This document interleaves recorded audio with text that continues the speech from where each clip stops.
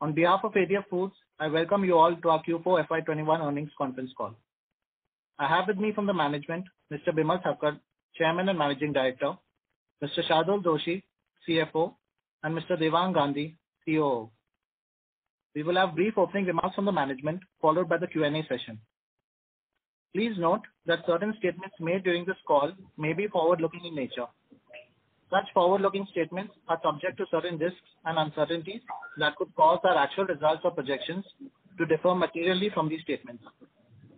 ADF Foods Limited will not be in any way responsible for any action taken based on such statements and undertakes no obligation to publicly update these forward-looking statements to reflect subsequent events or circumstances. I will now hand over the call to Mr. Thakkar for his opening remarks. Over to you, sir.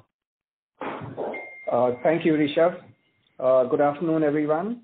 I welcome you all to our Q4 FY21 earnings conference call. I hope all of you and your families are keeping safe and healthy. I'm extremely proud of the performance our team has delivered despite a challenging year, with the highest ever recorded revenues in our company's history of rupees 370 crores in FY21, a growth of nearly 30% from last year.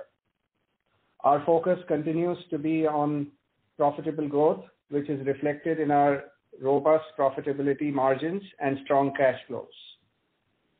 Our growth this year was driven by numerous factors. We continued to brace our brands and product portfolio across categories and geographies throughout the year.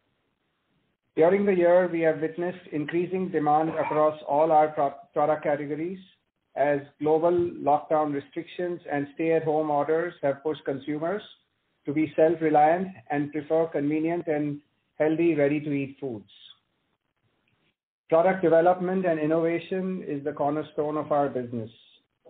In line with this, during the year, we launched several product variants in our frozen snacks and vegetable categories and our ambient range products as well. In my communication with investors over the last 1 year, I had stated that our growth strategy is based on a three-pronged approach: increasing capacities, strengthening our distribution network, and growing our agency business. I would like to emphasize on the progress we have made on each of these during the year. In terms of increasing capacities, we've started the commercial production in our leased facility at Surat towards the end of Q4. With a capacity of around 1,950 metric tons, this would enable us to cater to the near-term demand. In addition to this, and to drive our growth to the next level, I'm pleased to announce that we've initiated a greenfield expansion. We have acquired a land parcel of around 7 acres in South Gujarat. We plan to increase capacities for ready-to-eat, frozen food, and condiment categories, with the potential to add around 9,000 metric tons of overall capacity. This first phase expansion is estimated at a capex outlay of around 60 crores, and we expect to complete this capex and start production by FY24, beginning of FY24. On strengthening our distribution network front, we have recently taken 66,000 square feet of warehouse space on lease in the US as a distribution center for the company to ensure uninterrupted product supply. We have also continued to make major inroads with supermarket chains during the year, with additional listing of our product lines in Canadian and US stores. Lastly, on our agency business, we are seeing steady offtake of this segment in the US and UK markets. We've recently added additional products for distribution, thereby enhancing our product basket. We have a strong balance sheet with a cash-rich position at 81.3 crores. Going forward, we will continue to invest this judiciously to create superior returns to our shareholders.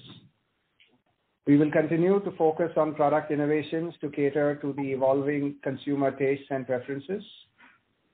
Our sales and distribution network with an unrivaled global presence remains a key competitive advantage, and we will continue to further strengthen that.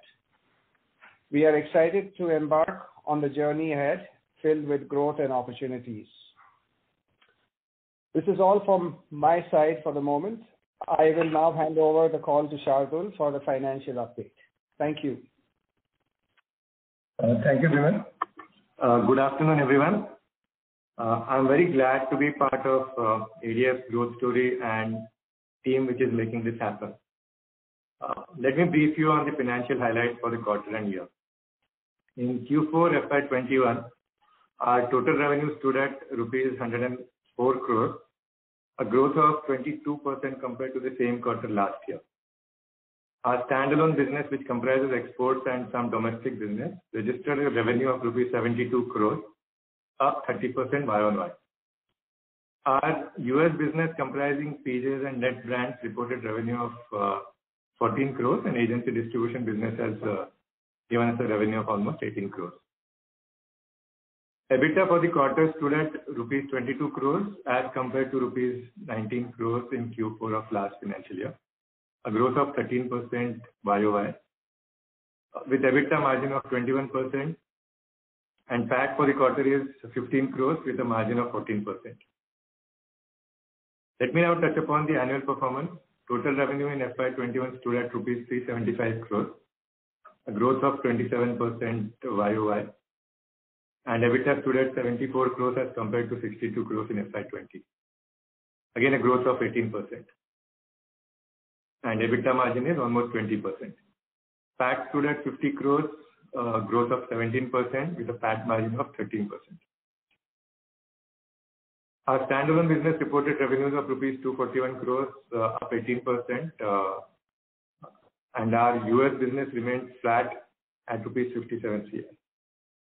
With our first full year of operations, our agency distribution business reported 76 crores of top line compared to 32 crores in the last financial year. Just for records, based on certain clarifications provided by government about MEIS, we have now booked the MEIS income of 5 crore in this year.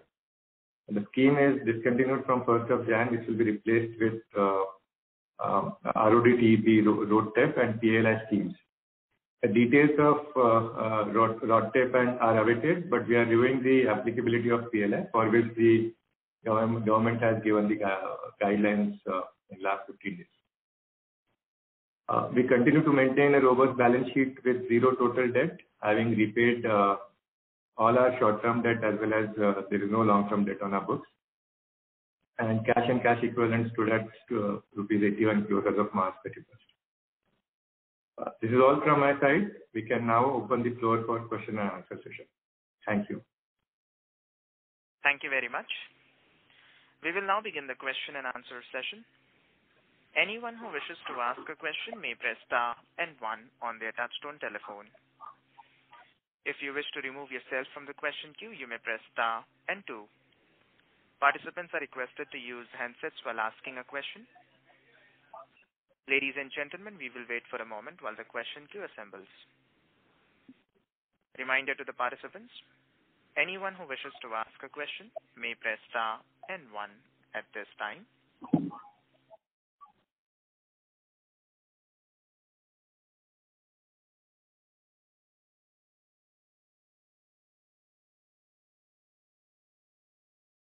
The first question is from the line of Preetham from wealthywire.com. Please go ahead. So my question is regarding the new 9840 metric ton capacity that will be adding in. So the mode of financing is internal accruals plus term loan. So what will be the split between the two? And for the term loan, what would be the interest rates and all? Shardul, I'm going to let you take that. Right. So I think right now we have not really worked on the debt equity, but generally some rules will be 2:1, 2 debt and 1 equity. And we will, I think that was the question, right? Anything else you had? Okay. So another question is, like once we, so total 76% is what is the achievable capacity. So let's say by FY24, we are saying that this capex would be completed. Say in FY24, we reach to kind of a 75% utilization, which is optimum utilization, let's say. So currently around 15,000 is getting utilized. So can we say that of a total capacity, around 28,000 kind of a utilization is possible by end of FY24?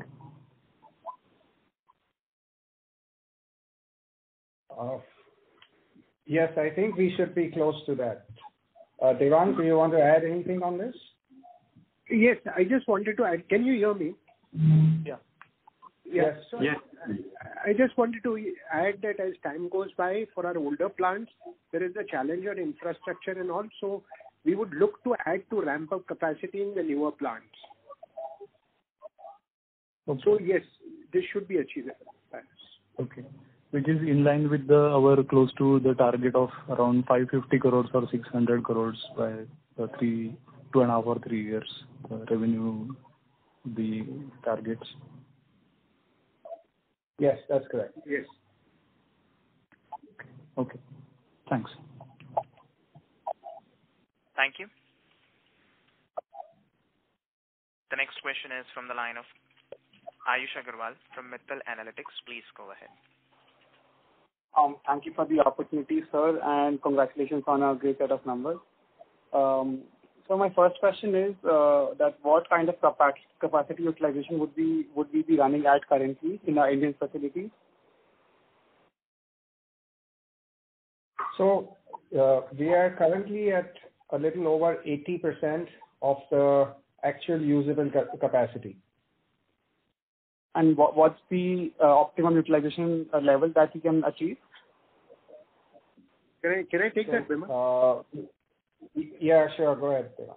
Yeah. So that is the optimum achievable capacity. You see, what happens is with capacity, these are the older plants, so there is a drop in efficiency. So even if you increase the capacity, we would have other challenges in form of utilities, cooling utilities, etc. So this would be the achievable optimum capacity available.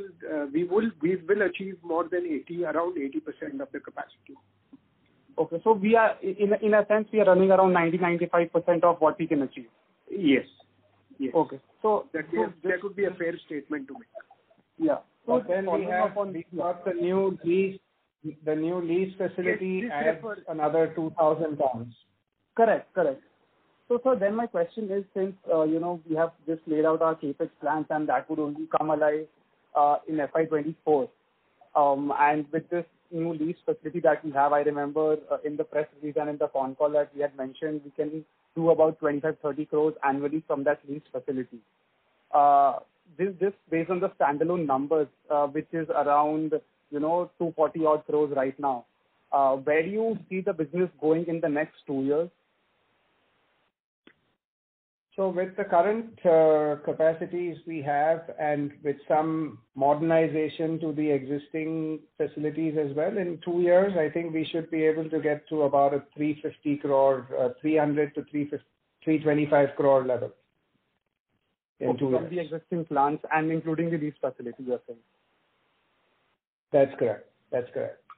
So it would be fair to assume that most of the growth that we expect to come in the next couple of years would be from our agency business and our business in the US, the brands that we have in the US. Yes, and plus the core business as well, right? Even this will grow for us, correct? Correct, but the agency business has been going at a very high rate for quite some time now. Well, so the way it will happen. Yeah, go ahead, Shardul. Sorry. Yeah, so the way it is going to happen is there are 2-3 strategies in place. One is the existing plant also we are doing debottleneck expand, a capex there, which will give us some incremental capacity, and of course there is some spare capacity there. The new lease plant also will add some capacity, which will give us incremental revenue. And there is always third-party mode available, in terms of meeting the demand for our products. So that will also be there for us to increase the production at a very small notice. So considering this, the growth which Bimal mentioned in terms of revenue of 350 crores, that's something which we can do it from the core business in next few years. And of course, till then, our new plant will also be up and running. All right. And so my final question would be that in our agency business, there's a lot of margin volatility, and I think we asked the same question in the last phone call as well, and you had told us about some issues with inventory and everything. So what led to the fall in margins this time, and what kind of margins can we do on a yearly basis in the agency business? So just to give you some sense there, the margin which you have seen a drop in the last quarter is because of the higher inventory levels and the carrying cost for it. However, if you look at the yearly numbers and EBITDA which you have generated, I think 12% EBITDA, 10 to 12% EBITDA is definitely sustainable in an agency distribution business. All right. That's it from my side. I'll come back in. Thank you. Thank you. The next question is from the line of Aryan Goel from Goel Enterprises. Please go ahead. Thank you, sir, for the opportunity. I would like to ask, what is the company expenditure on research and development? Also, as we see that our company has developed 8 new products this year under Ashoka brand. So what are the company's views on expanding products for other brands also? So, we are constantly adding new products, and this year also we have plans of adding more products under the Nates, PJs, Camel, apart from the Ashoka brand, and also the truly Indian brand. So we will be adding some more products under that. We intend to launch a new brand which will have meat products, Indian meat products, which will be manufactured in facilities in the US and UK. So it will be Indian cuisine with some protein in it. So those will be manufactured in the UK and in the US for both these markets. So we will be spending, adding on a lot more products in this year.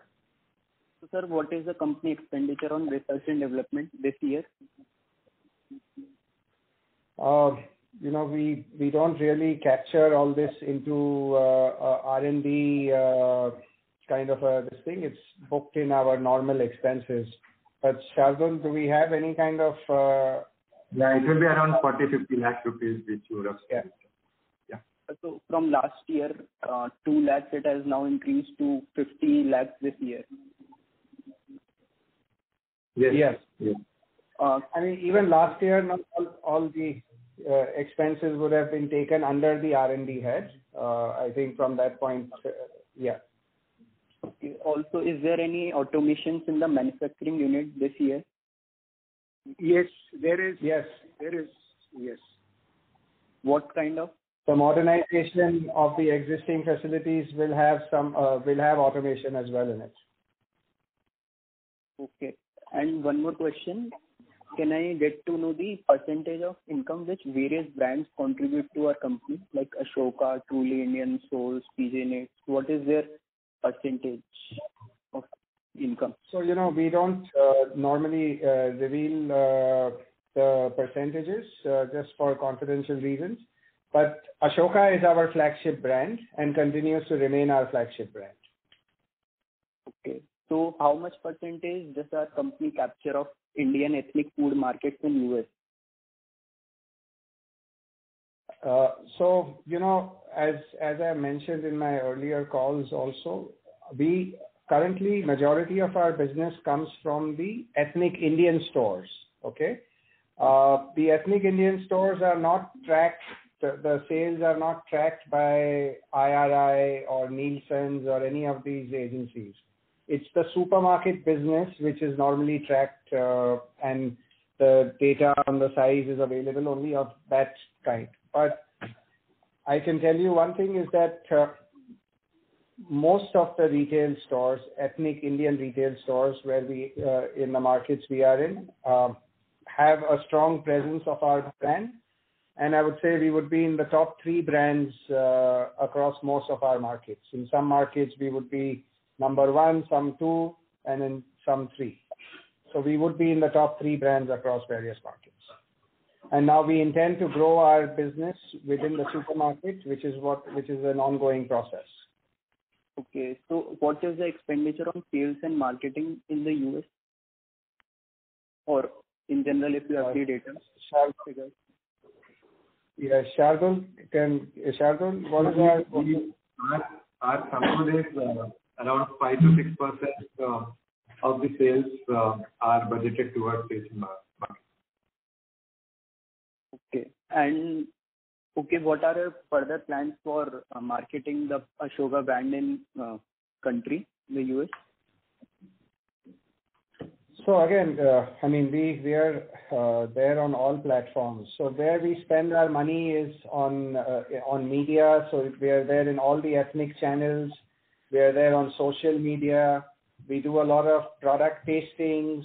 So a lot of sampling activities and demos goes on. We advertise on radio as well. So we have a full 360-degree approach on marketing. Okay, thank you, sir. That's all from my side. Thank you. Thanks. The next question is from the line of Anupam Agarwal from Lucky Investment. Please go ahead. Yeah, hi sir. Good afternoon. First of all, hope everyone is safe and sound at your end. So first question is the fall in gross margins for the quarter from 50% last year to 45%. I understand the margin hit has also come in from the agency distribution margin. So could you quantify how much of impact is because of the inventory loss in that business and how much is the drop in the base business? Can you just repeat the question? Sorry. Yeah. So we've seen a drop of 500 basis points in the gross margin for the quarter.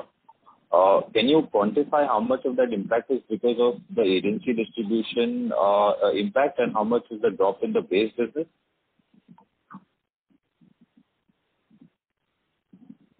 So our core business, there is no drop as such which is in the gross margin level.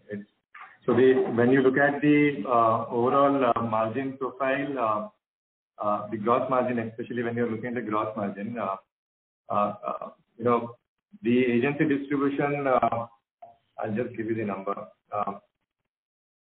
Almost 73 crores has come from holdings, on which our gross margin will be around, in the range of 15%, I would think, right? Around 17-18%. While for rest of the businesses, they are all in the range of our US business has a 35 to 40% gross margin, while our core business will have around 50% margin. So when we look at now, when we are comparing with the last financial year, agency distribution business top line was around in the 34, 35 crores, while it is 73 crores now. And hence, you will see a drop actually. But when you look at the EBITDA margin, you will see that we have sustained because EBITDA is quite robust as such in all the 3 regions. Fair enough. So second question is on the balance sheet. Although if I just look at the numbers for the last 2 years, we've grown our top line from 240 crores to 370 crores. On the other hand, our inventory levels have more than doubled. From 35 crores to now this year we've done about 73 crores. So is there some sort of inventory that is lying in our warehouse which is unsold and is because of some challenges we've not been able to sell them? So, we are holding a lot of inventory in the US on the agency business front and even on our the Mexican and meatless products business. The reason why that inventory is because there were some delays in shipments in the Q3 of last year, which resulted in that inventory lying out in Q4. Q4 is the beginning of the year. Normally, Jan and Feb sees a slight slowdown in these products, and all these products which were supposed to, the agency business, for example, which was supposed to come in before Diwali, that got delayed and got to us only in December. So there's a carry forward stock because of that. Otherwise, the inventory levels are anywhere between, at least for these businesses, not more than 2.5 months or 3 months at max. Understood. So 90 days is basically the limiting. There have been challenges in the supply chain, as you would know, last year. I mean, both from production point and also from getting containers, getting ships. So it has been a challenging year. So that's the reason why Unilever's shipments didn't make it on time, which ended up in us holding higher inventory for them, for their products. And the same thing with our ADF USA also. There were some challenges in getting some products from the factories locally. Right. So how are these challenges? Yeah, go ahead. Just to add, in Indian business also, if you remember, towards the end of March, we had that Suez Canal issue, which was there. And the shipment practically, I think there was a lot of containers which we could not dispatch, and the goods were ready at the factory. And hence you will see inventory build-up which has happened towards the end. It's not really significant as such, but whatever increase you are seeing, it's all these are all good inventory, finished goods products which have been moved in the next subsequent months. Right. Understood. Fair enough. So other question is on the base business. For the last 3 quarters, we've seen 75, 80, 85 crores top line on a quarterly basis. Given the new capacity that has come in, what can be the number? I mean, how should we look at this number on a quarterly run rate or a full year number if we have to look at? Can we do 100, 110 crore top line in a quarter in FY22 from this business? For which business? I didn't get that. For the core business? Yes, core business, processed food business. So, at the moment, the new leased facility has just kicked in, right? Production has just started from end of March, first week April kind of. So we hope to utilize this capacity at least to 75%, if not more, in this year. So you'll at least see another 25 odd crores coming in from the new facility, and then our existing facility also we are already at about an 80-85% capacity utilization, but we are doing some modernization on that. So I would say safely we could look at another 50 crores at least coming off our core business for this year. Understood. To what we already have. Right. Understood. So again, I would yeah. So an extension on the agency business, we've done 75 crores. That is what you had guided also initially, that we'll do about $10-12 million. How should we look at this business, given the fact that Unilever is ramping up and they're introducing newer products with you? Also, we've been in interaction with a new client which we would like to add. I mean, we've been in negotiation with them. How is that panning out? So we are adding on new products from their stable, from the Unilever stable, and some of these products will take time to introduce, but we should look at least a couple of $1 million more coming of these new products in this year, adding to the top line in this year. And the discussions with the other clients is still ongoing. We've not yet finalized anything. Hope to do something by in the next 2 months or so. Right, understood. So we were also in consideration for doing some kind of acquisition of our channel partners. Can you just throw some light there? Well, it is hopefully it's ongoing. I think we are at the last leg, if you like. So I hope we have some news for you all very soon on that. Perfect. Last is clarification from Shardul. So you mentioned about 5 crores impact of MEIS? Yes.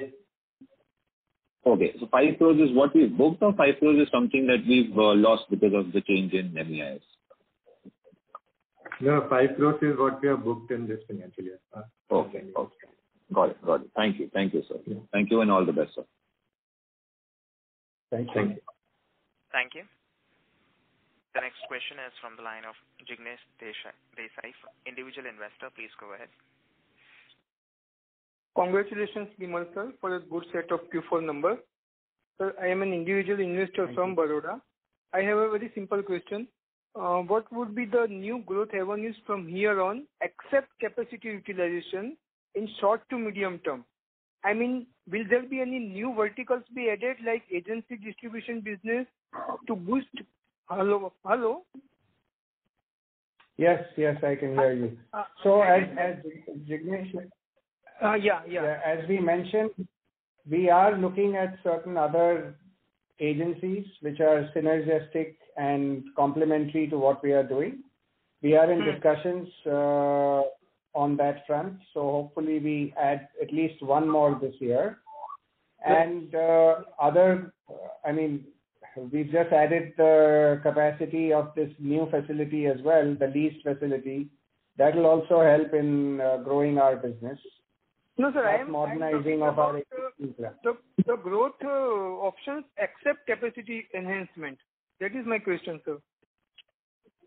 Okay, so here we are. We'll be in the US business. We'll be adding more products. As I mentioned, we'll be launching a new brand in US and UK, which will have Indian meat products. So that will be another addition to our business, from overseas. Another agency also could be added on. So these would be the areas for growth. Okay, sir. One last question. Now the lockdowns are used in major geographic like US and UK. Will it impact the revenues? That it will be in turn a negative for a company like ours? Well, not really, So, we are still seeing that the demand is still strong. We are not seeing any drop in demand. And what has happened is, in the last year, a lot of our business, which was being done within the restaurants or the food service side, that has now started showing a growth as well. So we are not seeing any drop in demand even after opening up. Okay, so that's all from my side, sir. Thank you very much. Thank you. Thank you. The next question is from the line of Tushar Khurana, individual investor. Please go ahead. Yeah, hi sir. Thank you for taking my question. My first question is on the agency business that we have. So, how big is this opportunity that we are seeing in the coming years, and how much percentage of our total revenue could it be in the coming years that we are setting a target of?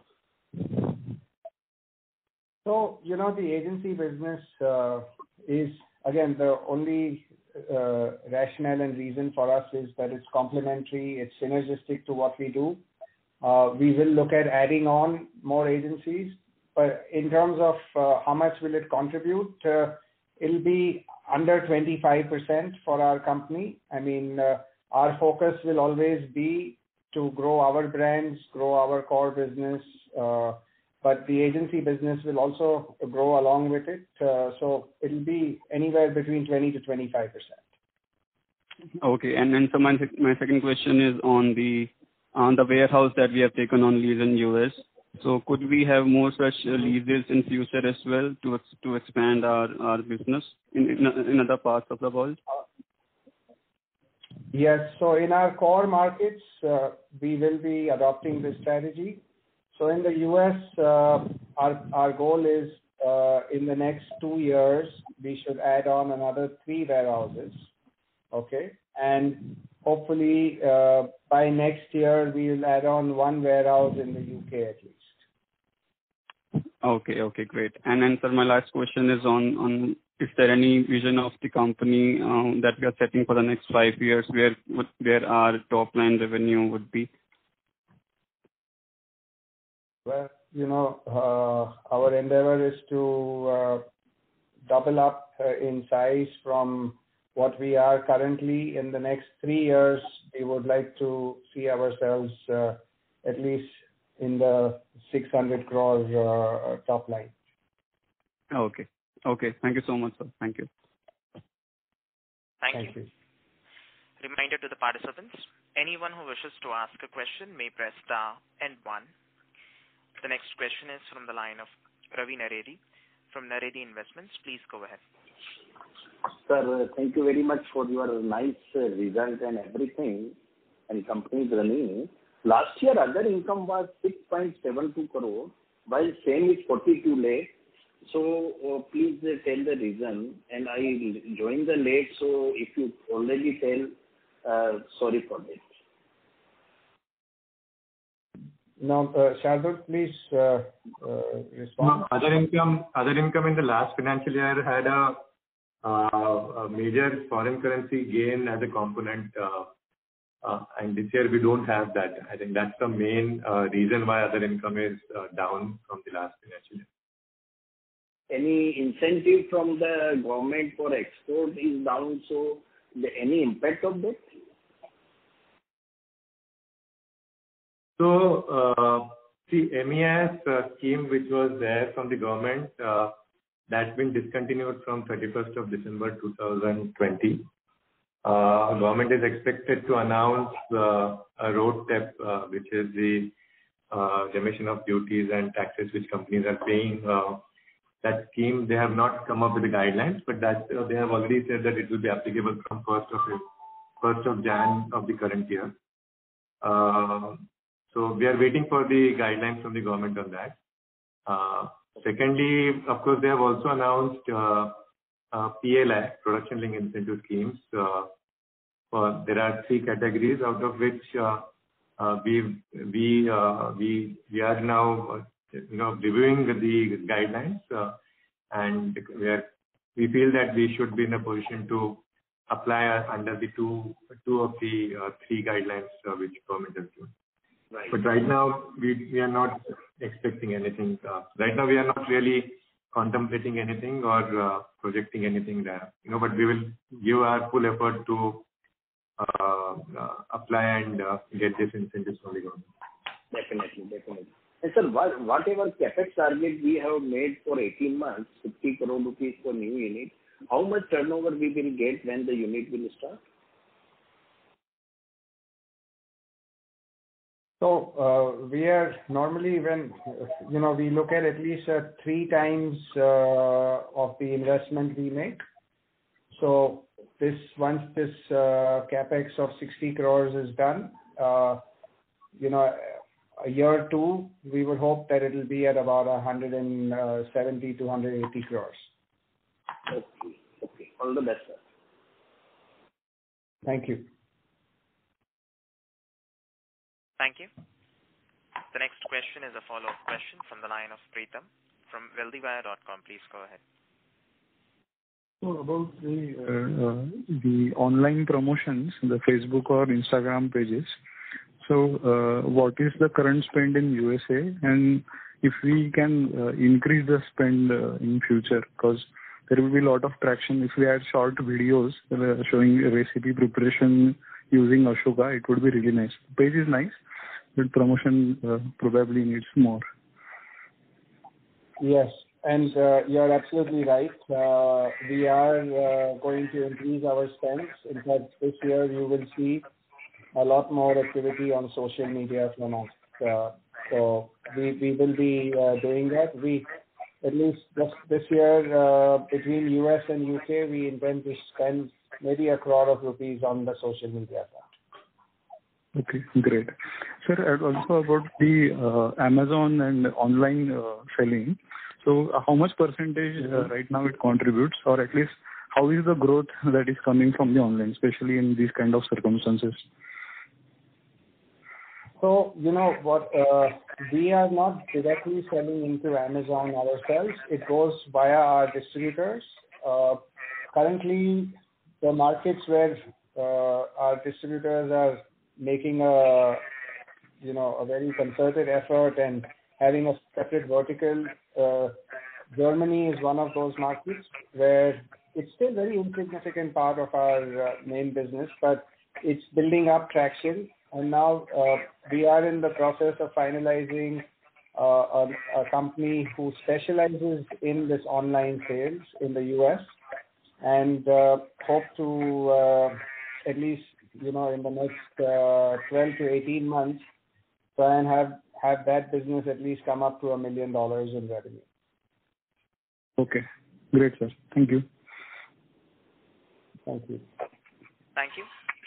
The next question is from the line of Samay Patel from IndAsia Fund Advisors. Please go ahead. Hi, sir. Thank you for the opportunity. Sir, a couple of questions. One, so what is the contribution of your contract manufacturing business to the overall sales? So, we have 70% of our business is our own brands. Okay. Are you talking about contract manufacturing where we give out for our entire US business, which is there of mates and PJs, is all contract manufactured, 100%. No, so what I meant is you giving out your products to other brands? We packing for other brands, you mean? Yeah. So we have a B2B business, which is done in bulk packing and sold to customers. Okay. And then there is the private label business, as we call it, which is where we pack for other companies in their brand. Both these businesses for us in overall is less than 30%. More than 70% is our own brand. Right. And will this mix remain the same going forward, or do you expect it to subsequently going down? So it has been going down over the last few years. Earlier the mix was 60-40. It's come down from 60-40. Now it's come down to 70-30. Our focus and endeavor is always to push and promote our brands, but we also would like to selectively look at good companies and work with them for co-packing as well. But I would think it will 70-30 or 75-25 is the kind of levels we look at over the next 2-3 years. Sure. And the second question is with respect to your phase 2 capacity expansion, which you mentioned in your call with CNBC, I suppose. So you mentioned that you will be doing a 30 crore capex, and that will lead to a 150 crore turnover. Is that right? What I heard? Yeah. Yes, it is, because I'll let Devang answer that. Devang, please go ahead. So what we have planned to do is that we've broken it up into 2 phases, where in the first phase we'll do the capacity, we'll put up the capacity, but we'll put up all the utilities and everything for 2 phases together. So then the second investment will be little lower, but we'll be able to put in much more volume. Sure. So basically the infrastructure for the expansion will happen in the first phase, the building, other utilities. Then we will add the equipment and all later on. So from that point, that's why it's less investment in phase 2. Sure. So typically a 90 crore investment in all, and we can expect more than 350 crores of turnover. Is that the right way to look at it? Yes. Well, at least maybe 3x would be the minimum we would look at. So 270 to 300 odd crores would be a fair assumption. Sure. And this would come up over the next 3 years, if one has to look at it. So it would come up. 3 to 4 years. Yeah. Right, both right. The full phase 1 and phase 2 both put together will be 3.5 years or so. Right. And just one clarification. I think in the last quarter or probably somewhere you had mentioned, that there's a 25 crore capex, which you have embarked on. So this is separate of that 60 crores? Yeah, that's for the existing plants, modernization of the existing plants. Okay. Got it. Okay. That's all from my side. Thank you. All right. Thank you. Thank you. The next question is from the line of Ayush Modani, individual investor. Please go ahead. So congratulations on a great set of numbers. So I wanted to know, as you mentioned in the call, the restaurant business is being hampered from your end. So what revenues are we losing in per quarter revenue? Per quarter, what revenues is being lost if the restaurants and those were closed in the past few months? So it is the first 3 quarters where I would say at least about 1.5 million to 2 million per quarter must have come down because of this $1.5 million. So the 3 quarters you would look at anywhere between $4.5 million would have gone down. Okay, thank you for that, sir. And secondly, second question, as you said, you are spending on modernization of your capacity. So should we look at improving margins in those after you spend that modernization? Well, we will, of course, that would be the endeavor to try and improve margins, but the idea is to just get more capacity as well, right, to increase more production.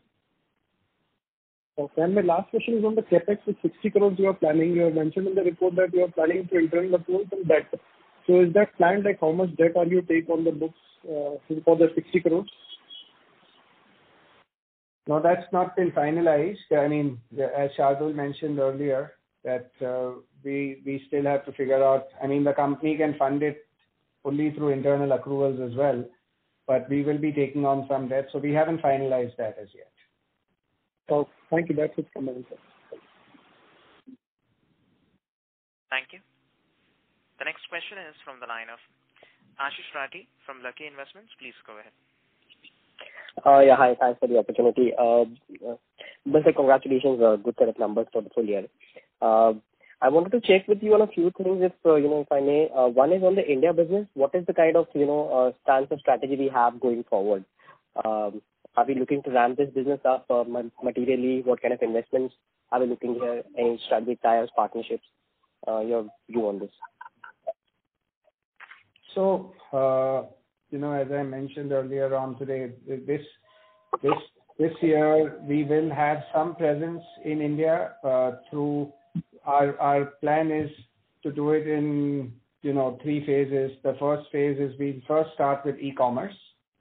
Okay, so look at all the online sales. That's what we will start with. Then get into modern trade and then general trade. So over the next 3 years, I think I would like to see our India business at anywhere between 10 to 15% of our overall sales. That is what the goal is. We are evaluating strategic tie-ups or distribution tie-ups in India, but currently our plan would be to start off with the online. So we hope to do that we hope to start that from second quarter. It will not be resulting in significant sales to begin with, but it will build up, and over the next 3 years, we would like to see that 10 to 15%. So the 10 to 15% would approximately be around 100 crore number, considering the sort of vision you're giving on the company level. So what kind of investments will that entail, both in terms of capex and in terms of the marketing promotion things? So as far as in terms of here, because it will be a new brand getting in, we would be looking at a higher investment. So we should look at least anywhere between around a 15% expense on marketing and sales. So you're saying a 15 crore kind of a run rate 3 years out. Is that what you're saying? Yeah. And as far as the expenditure on capex, I think with what capex we've planned, we should be able to manage from that. Or if at all, there'll be very minimal investments on capex. Okay. Got it. And any plans, so now this is done separately, if you have any plans on entering the namkeens business for US? No, I mean, we like the category. We are not in that space, but we don't want to get into the traditional namkeens. We are looking at healthier options in the namkeen space. So yeah, that is a category which we are looking at for sure. Any timeline? This year we'll be able to see some launch? I would hope we would hope within the next 12 months, I think we should have something in that category. Some products at least launched it. Okay. And, any other new geographies that we are planning when you say the next 2-3 years, which geographies are we looking at other than the existing geographies which we are in? So, with Brexit happening, a lot of goods used to go from UK into the smaller European markets. With Brexit coming in place now, what has happened is a lot of these smaller markets which used to buy from UK have now started approaching us directly for direct imports. So we will see a few of these new markets opening up for us. But again, the major growth will come in markets, which will be North America, UK, Germany, the Middle East, and Australia and New Zealand. In these markets is where we will look at more penetration, more depth, and with our distribution centers opening up, that will help us further strengthen our network and increase our presence in the stores. So Africa is not an interesting market. I thought Tasty Bites is a big player there, right? Which market? Africa.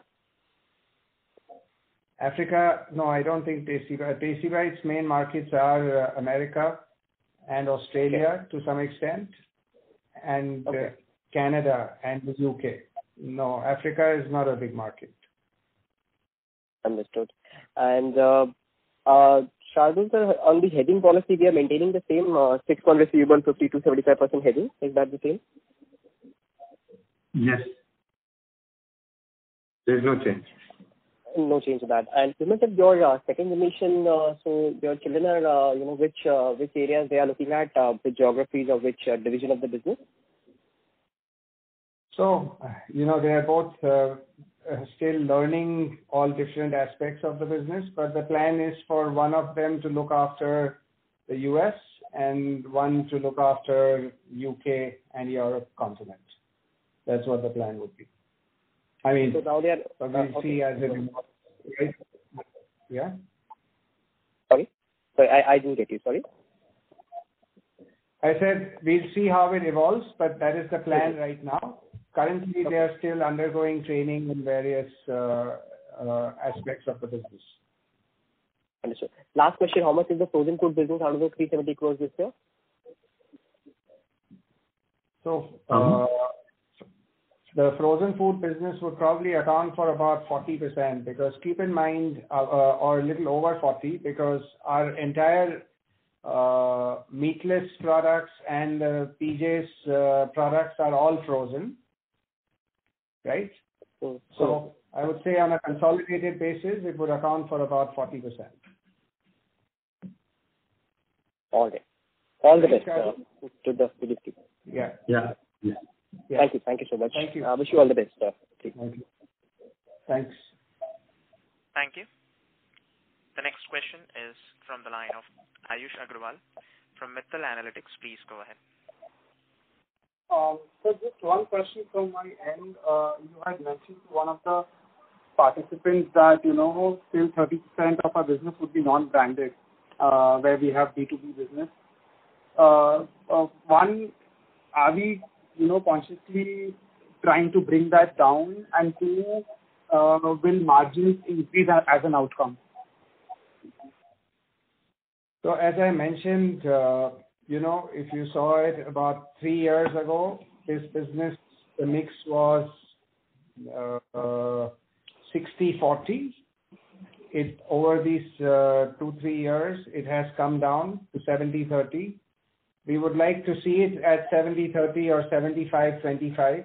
The focus will always be on our own brands, but we will be still looking at adding on more customers, selective more customers, for private label business as well.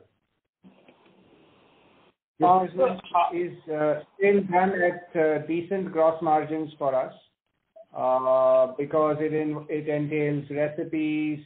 That's why we are very selective on the companies we do private label business for. So we do it for large multinationals or big retailers, for those kind of customers. So it would be fair to assume that we make similar kind of money in both the businesses then?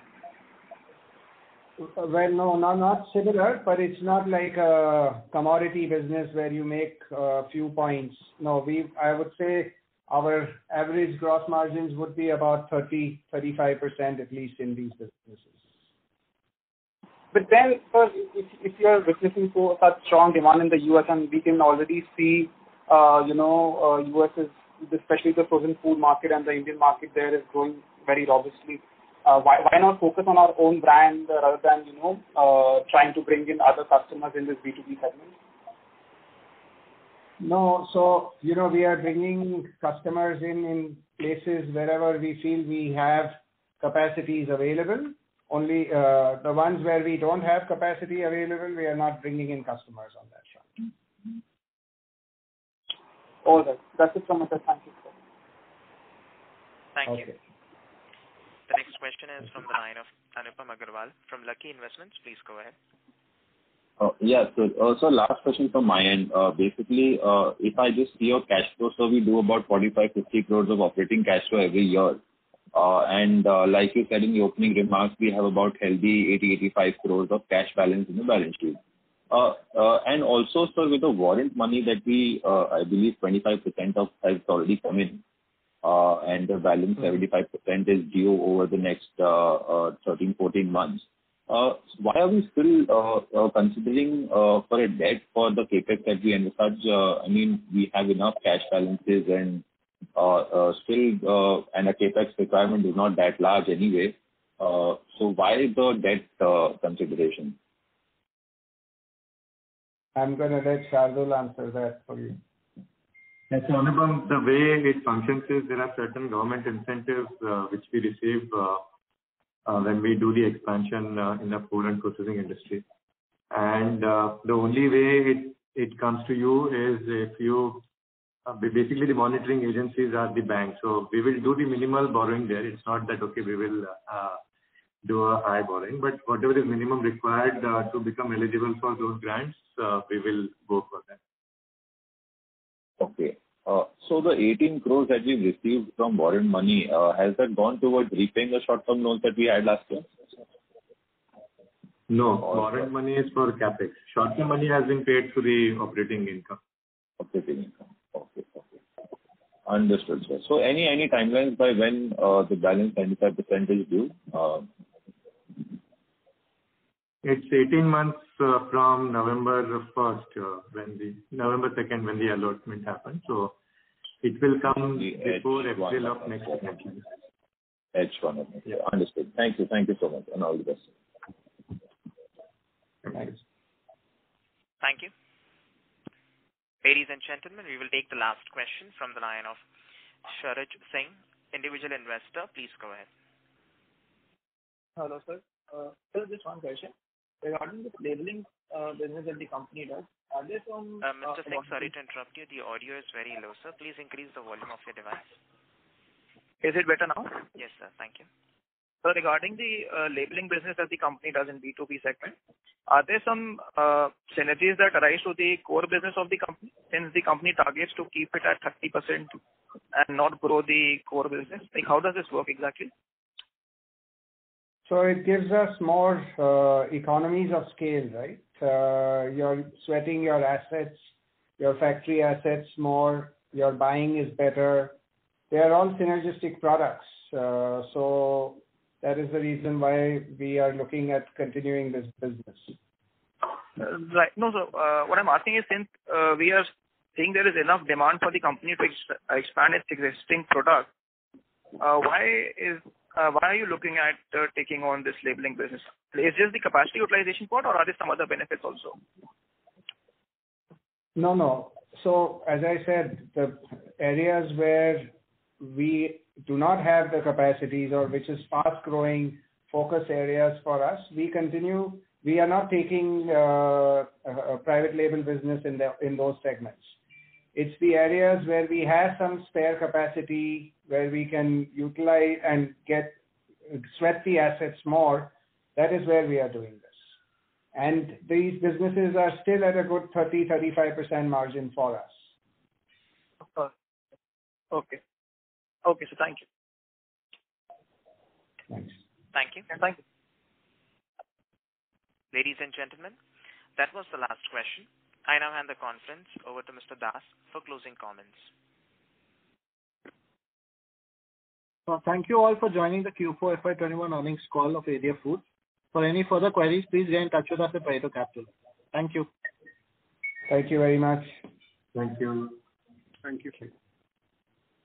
Thank you.